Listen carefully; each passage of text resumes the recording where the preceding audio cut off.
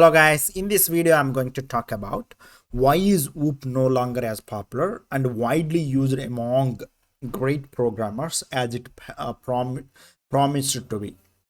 Is functional programming just a program as you go without any planning? I have always thought that the solid and grasp principles were invaluable. So let's go and discuss about guys and why is OOP is no longer as popular, and we'll go and check in one by one.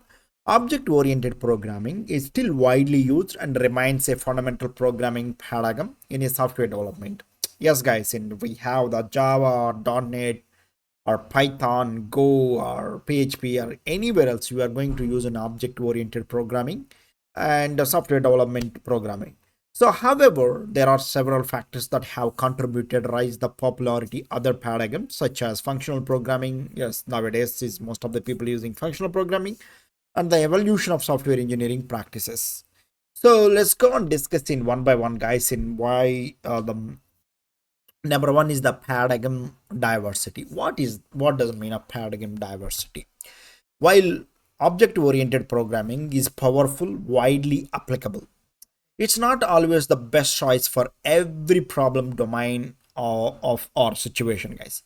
Functional programming, for example, offer different benefits such as the immutability, higher order functions, easier concurrency handling, making it attractive for certain applications, especially those involving complex data transformations or parallel processing, guys. That's what in whenever comparing with the whoops concept in functional programming, it'll go to give a lot of benefits in comparing to that one. So paradigm diversity. But my my situation, if I'm thinking in different way, like in whoop is very powerful and widely applicable, so many people are still is using, and we'll see in another one like in domain specific requirements. Suppose for example some of the domains or industries may favor specific paradigms based on the requirements. For example, financial and mathematical applications often benefit from the functional programming. I emphasis on pure functions and immutable data structures, guys. That's what in most of the companies like financial or insurance or some people are mainly concentrating on the immutable coding style and pure functions and like in based on the functional programming emphasis, guys. So and the data structures like an immutable data structure also they're looking for.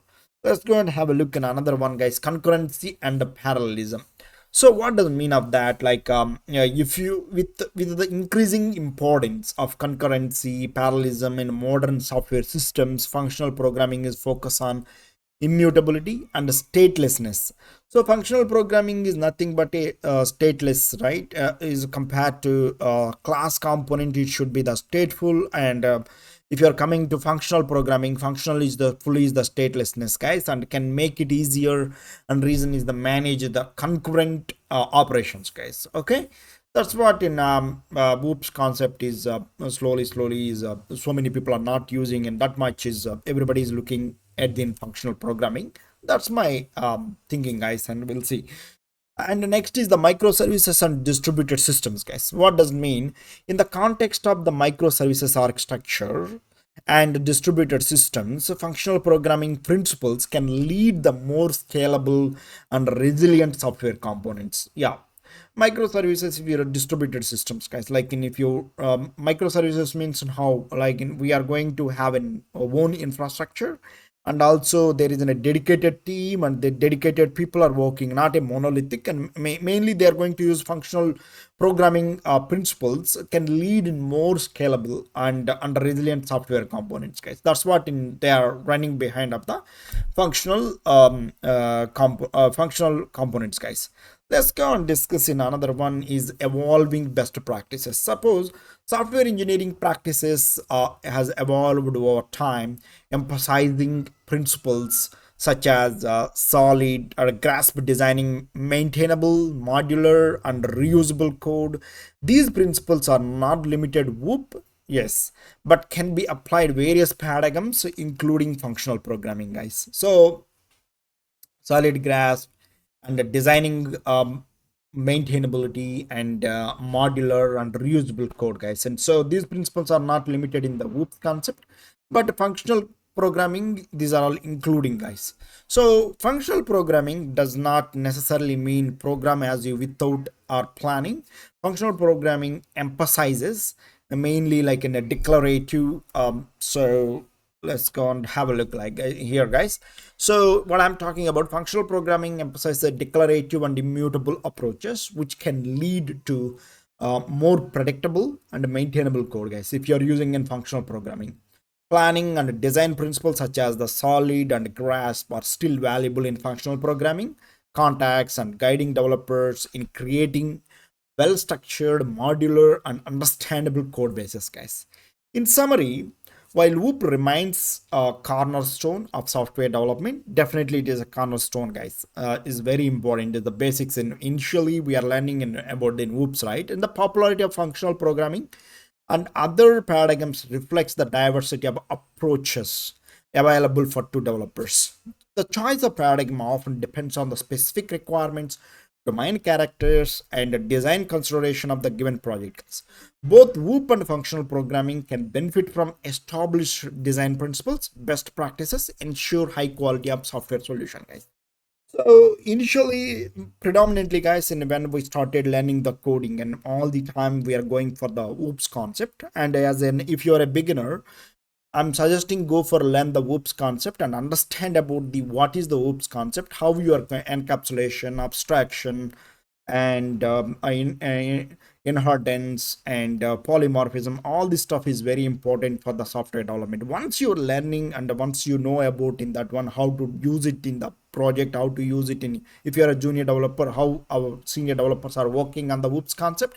Once you're learning, and then the diversity, like in as in a developer, so you need to jump on to learn about the functional programming, because in most of the companies in now they are going to for the functional programming, guys, and most of the people is moving down, like in because they want to segregate like in how microservices is compared to monolithic and microservices, guys. And I prefer to go for the microservices because more flexible, maintainability and readability and all this and the security and all this stuff.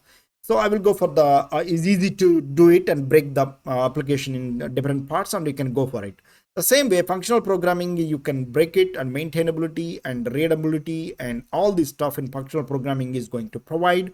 The choice of the paradigm often depends on the specific requirements and domain characteristics, right? So given project, and both Whoop and functional programming can benefit from established design principles, best practices, ensure high quality software solution. That's what is a conclusion, guys. But always you can think, and as a beginner you can learn about the OOPS concept, then you learn what you know or how to use it in your projects, and you can use it that project in OOPS concept. And then based on your requirements, based on your project, is someone is going to start about the functional programming, you need to jump onto the learn about the functional programming, and then high quality software solutions you can create in high quality software solutions.